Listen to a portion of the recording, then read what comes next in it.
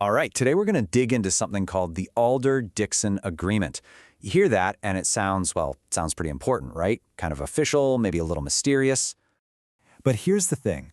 What if that title is all you have? Seriously, how do you even begin to unpack a whole story from just a handful of words? Well, that's exactly the challenge we're taking on today, to understand an agreement we've never even seen. Because this is it. This is the entire source material. Just 3 little words. I know it doesn't seem like much to go on, does it? But believe it or not, this is actually all we need. Because to solve the mystery of the Alder-Dickson agreement, we first have to understand what makes any agreement work. So, let's get into it. We're going to deconstruct what makes a contract tick. And we'll use a framework that works for everything, from a huge corporate merger all the way down to the terms of service on your phone.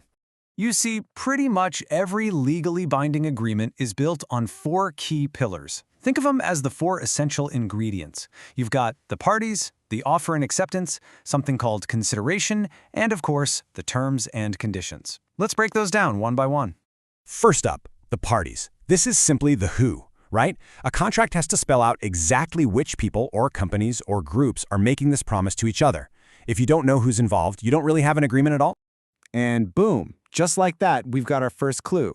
The parties are Alder and Dickson. Now, we don't know who they are. Could be people, could be companies, but we know they're the 2 sides of our equation. So, step 1, check. Okay, next ingredient, offer and acceptance. This is the heart of the deal. It's the what. One side makes a clear proposal. I will do this. And the other side agrees to it. Yes, I accept that. When that happens, you get what's called a meeting of the minds.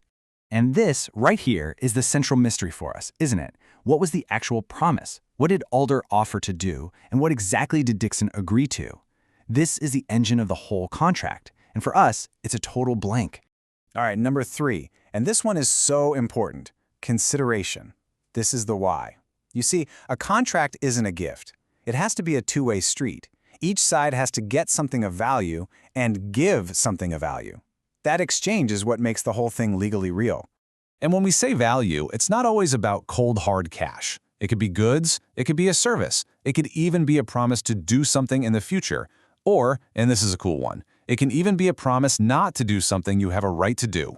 And finally, our 4th ingredient, the terms and conditions. This is the how. It's the nitty-gritty, the fine print. This is where you spell out all the specific rules of the road, deadlines, what counts as good enough, what happens if someone doesn't hold up their end of the bargain. It's the playbook for the whole deal. So, okay, we've got our 4 ingredients. But why does any of this really matter? Because a contract, well, it isn't just a piece of paper with some words on it. It has real power and real consequences. Think about this for a second. A contract is a promise that the law will actually enforce. It takes a simple "I promise" and turns it into something a court of law can back up. That changes everything. And because of that, things can go one of 2 ways, right? If the promise is kept, great, you get trust, things get done, everybody's happy. But if that promise is broken, what lawyers call a breach of contract, that's when you get conflict, serious consequences, and maybe even a lawsuit. The stakes can be incredibly high. So, we've been talking about this mysterious agreement between some people named Alder and Dickson. But let's bring it all back home, because this isn't just some abstract legal puzzle. This framework we've built, it matters directly to you, like every single day. And the truth is, you're making these kinds of deals way more often than you probably realize.